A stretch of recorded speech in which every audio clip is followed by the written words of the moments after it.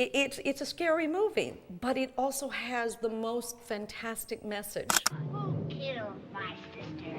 Who killed the Witch of the East? The Wizard of Oz looks polished, controlled, timeless. It wasn't. One actor couldn't breathe. Another left with burns. A stunt exploded mid-scene, and the cameras kept rolling. The danger never made it into the script. What you see on screen is perfection. What happened off camera nearly shut the production down before it truly began. My goodness, I can talk again. You're perfect now. 35. The Tin Man almost didn't make it to Oz. Buddy Ebsen was originally cast in the role, and to create that metallic look, MGM coated his face with fine aluminum powder. It shimmered beautifully under studio lights and nearly destroyed his lungs. He inhaled the particles and suffered a severe respiratory reaction that sent him to the hospital. He was replaced quietly. Oh, it ticks. Filming continued. The magic never acknowledged the cost. Frightening him like that when he came to you for help. Silence, whippersnapper! 34. That fiery moment when the Wicked Witch vanishes in smoke feels dramatic but controlled. It wasn't. During filming, a mistimed pyrotechnic effect ignited Margaret Hamilton's copper-based green makeup before she had fully cleared the trapdoor. Flames burned her face and hands, leaving painful second-degree injuries. Production paused briefly, then resumed. The villain who frightened generations endured very real suffering beneath that iconic green glare. Sorry, I didn't do it. 33. You'd think one accident would tighten safety. It didn't. Betty Danko, Hamilton's stunt double, was later hospitalized after a smoke pipe inside her flying broom malfunctioned and exploded during filming. Who thought a good little girl like you could destroy my beautiful wickedness? The blast caused serious injury. 2 women were hurt, bringing one villain to life. Watching those scenes now feels different. The smoke no longer looks purely theatrical. It feels like proof that the cameras mattered more than caution. I'm here in Oz, Annie. I'm locked up in the witch's castle. 32. Dorothy feels innocent, hopeful, almost untouched by the world. But Judy Garland was 16, working exhausting hours under intense studio control. To keep her energy high and her weight low, she was reportedly given stimulants during the day and sleeping pills at night. She may be dying, and it's all my fault. Amphetamines to perform, barbiturates to recover. The schedule never slowed. She was expected to shine on cue. As children, we saw a girl chasing rainbows. We must be over the rainbow. As adults, we see a teenager managed by a machine. Dorothy, you're waking up. Oh. 31. That gentle snowfall in the poppy field looks soft and magical. It wasn't snow at all. It was industrial chrysotile asbestos, a material we now know can cause severe lung disease. In 1939, it was cheap, effective, and widely used. Unusual weather we're having, ain't it? The cast lay beneath it as cameras rolled. The scene symbolizes danger and awakening. Ironically, the real danger was already drifting through the air.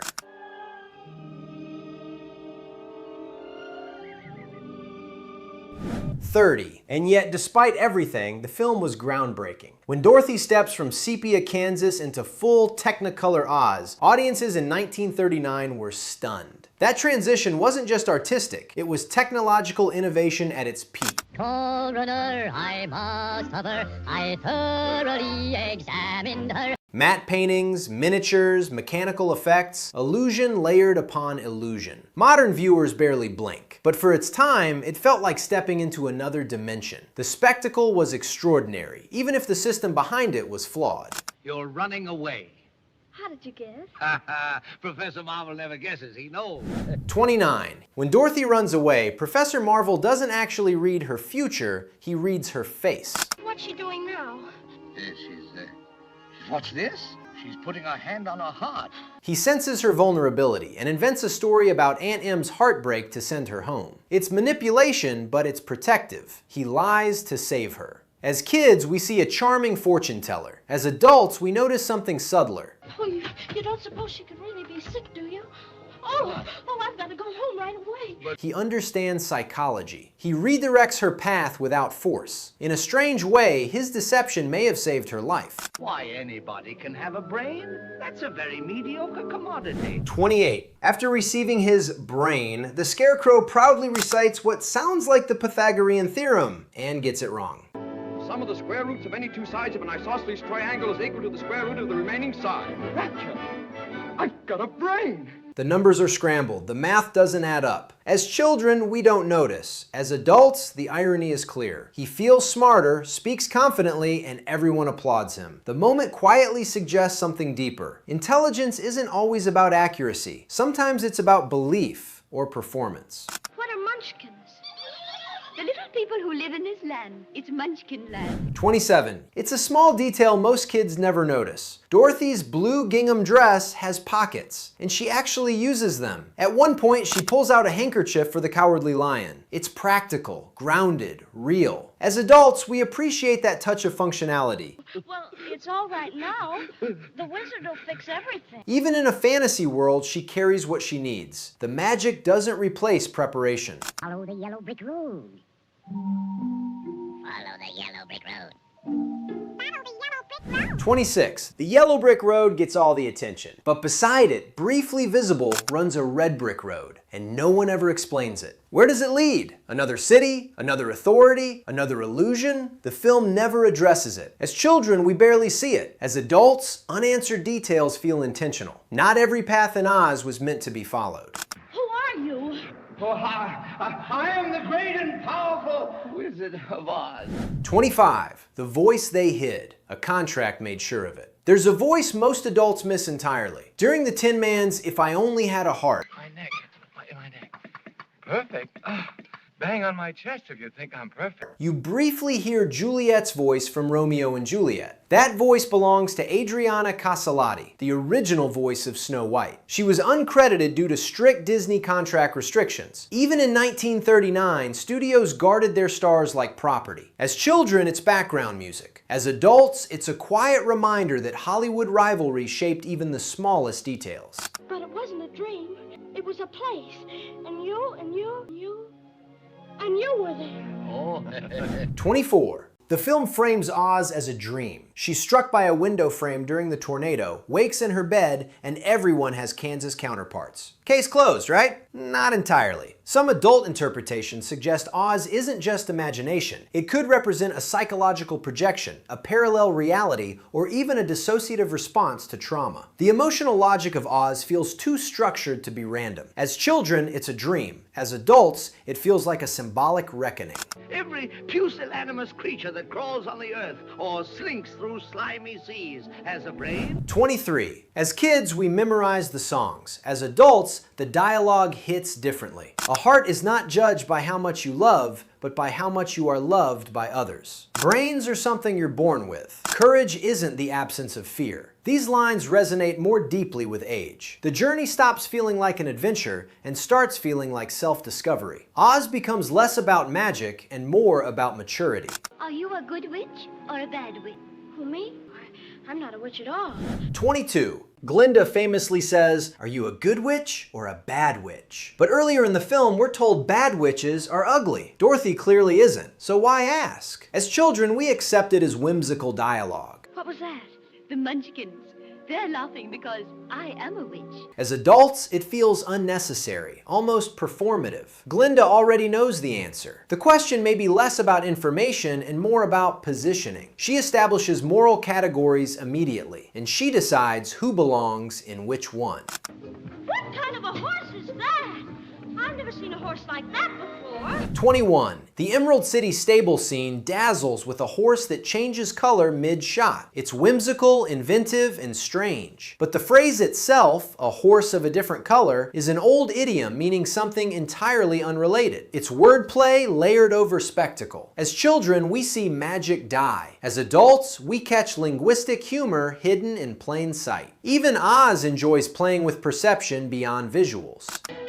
Take your army to the haunted forest and bring me that girl and her dog. Do what you like with the others, but I want her alive and... 20. There was once another distraction in Oz, a musical number called the Jitterbug. The Wicked Witch sends a magical insect to exhaust Dorothy and her friends before they reach the Emerald City. It was filmed, rehearsed, and later cut after preview screenings. Only rehearsal footage and production stills survive. As children, we never know it existed. As adults, we see something else. Even Oz wasn't immune to editing illusion. What we watch isn't the whole story. Anybody home? I just dropped by because I heard the little girl got caught in the big... Well, she seems all right now. Number 19. The film never explains where Dorothy's parents are. She lives with Aunt Em and Uncle Henry, and that's all we're told. In Baum's books, it's briefly mentioned that her mother has died, but the movie leaves it unspoken. As children, we don't question it. As adults, the silence feels heavy. Dorothy isn't just bored on a farm. She may already be carrying loss. Oz becomes less about adventure and more about a child searching for stability. Look what you've done! I'm melting! Melting! Oh, what a world! What a world! 18. If water melts her, how does she function? It's a question kids laugh at. Adults linger on it. Does she never wash? Avoid rain entirely? Live in constant dehydration? Even the simplest daily survival would be impossible.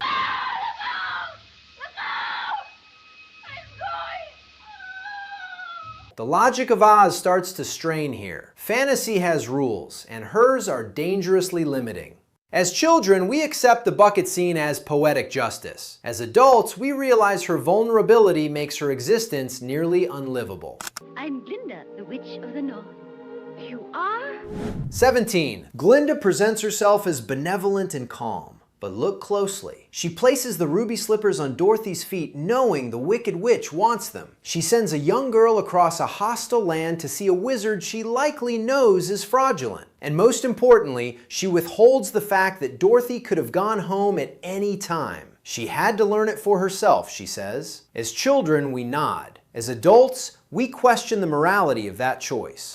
Oh, I've got to go home right away. But what's this? I thought you were going along with me. Oh, no, I have to get to her right away. 16. Frank Morgan doesn't just play the wizard. He also appears as Professor Marvel, the Emerald City Gatekeeper, the Carriage Driver, and the Palace Guard. The same face repeats across realities. As children, it's trivia. As adults, it reinforces the illusion theme. Authority figures wear different costumes, but the structure remains the same. Whether in Kansas or Oz, control often comes from the same place, just dressed differently. I want those most of all. Now fly! Fly! 15. Most people remember the Wicked Witch saying, "Fly, my pretties." She doesn't. At least not exactly that way. The line has been reconstructed by collective memory over decades. She calls Dorothy my pretty, and she commands the monkeys to fly, but the famous phrase never appears as we quote it. It's a classic Mandela effect. As children, we absorb scenes. As adults, we misremember them confidently. Even our nostalgia is edited. But I did leave you, Uncle Henry. That's just the trouble. And I tried to get back for days and days. There, lie quiet now. You just had a bad dream. 14. When Dorothy wakes up, we're told the tornado never truly happened the way she experienced it. She was unconscious only briefly, which means Miss Gulch's legal claim on Toto may still stand. The sheriff had sided with her. Uncle Henry had complied. The threat wasn't resolved, it was interrupted. As children, the return to Kansas feels safe. As adults, the ending feels unsettled. Oz may have been a dream. The law wasn't. Give me back my slippers. I'm the only one that knows how to use them. They're no use to you. 13. In Baum's original book, the slippers weren't ruby, they were silver. MGM changed them purely to showcase Technicolor brilliance. Red popped on screen in 1939. Silver didn't. As children, the ruby slippers feel iconic, almost sacred. As adults, we recognize branding and spectacle. The most famous shoes in cinema history were a marketing decision. Even the symbol of home was adjusted for visual impact. Oz wasn't just fantasy, it was product design.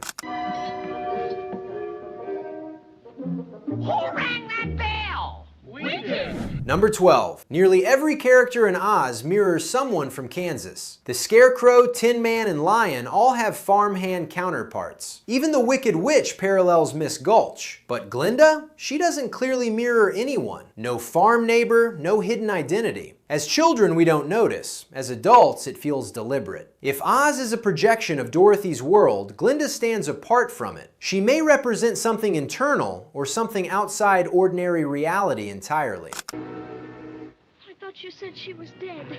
That was her sister, the Wicked Witch of the East.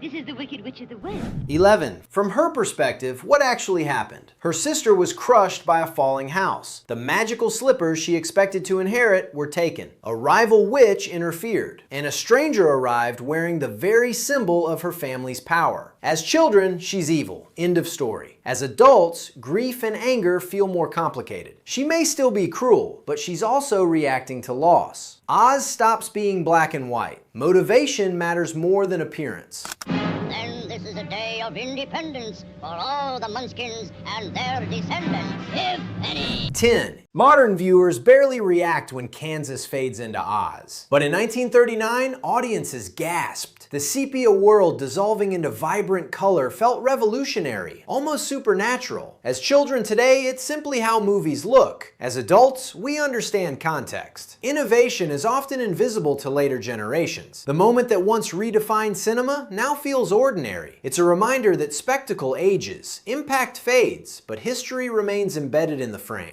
Oh no, I'll never get home. Stay with us then, Dorothy. We all love you. Number 9. The absence of Dorothy's parents isn't just a missing detail. It changes the emotional foundation of the story. A child without parents dreaming of another world feels different than a child simply bored on a farm. As adults, we sense loneliness beneath the optimism. Somewhere over the rainbow becomes less whimsical and more yearning. Oz may represent wonder, but it may also represent escape. The longing feels deeper when you've lived long enough to recognize it. You'll believe in more than that before I finish with you. 8. If water melts her, how has the Wicked Witch survived this long? Rain exists, condensation exists, accidents happen. The rule is absolute, and absolute rules create narrative fragility. As children, we cheer when she dissolves. As adults, we question the mechanics. Her entire existence rests on avoiding the most common substance on Earth. Fantasy needs boundaries, but when those boundaries feel impossible, the illusion begins to thin. Shame on you. 7. Glinda insists Dorothy had to learn it for herself. But what if that wasn't kindness? What if it was orchestration? She gives Dorothy the slippers knowing they'll provoke the Wicked Witch. She sends her toward a wizard she likely understands is powerless. She withholds the simplest solution, click your heels, until the end. As children, it feels like wisdom. As adults, it feels strategic. Growth through suffering is still suffering. And Glinda never faces the danger herself. You ought to be ashamed of yourself, frightening him like that when he came to you for help. Silence, whippersnapper! 6. Pay no attention to that man behind the curtain. It's one of the most famous lines in cinema, and it lands differently with age. The wizard is revealed as a frightened man using smoke, fire, and machinery to project power. He controls information. He stages spectacles. He rewards loyalty with tokens instead of truth. As children, we forgive him quickly. As adults, he looks familiar. Authority built on illusion. Leadership sustained by performance. Oz stops being fantasy and starts feeling political. Someday they're going to erect a statue to me in this town. Well, don't start posing for it now. Number 5. In Baum's original novel, citizens of Emerald City are required to wear green spectacles. Everything appears emerald because they're told it is. The brilliance is partially illusion. The movie doesn't include the glasses, but the concept remains. Emerald City dazzles with light, scale, and symmetry. It overwhelms the senses. As children, it feels like paradise. As adults, it resembles controlled perception. When everyone sees the same color, no one questions it. Oz teaches a quiet lesson. Environments shape belief. If authority controls what you see, it controls what you accept. The Emerald City isn't just beautiful, it's curated, manufactured, carefully designed to maintain awe and discourage doubt.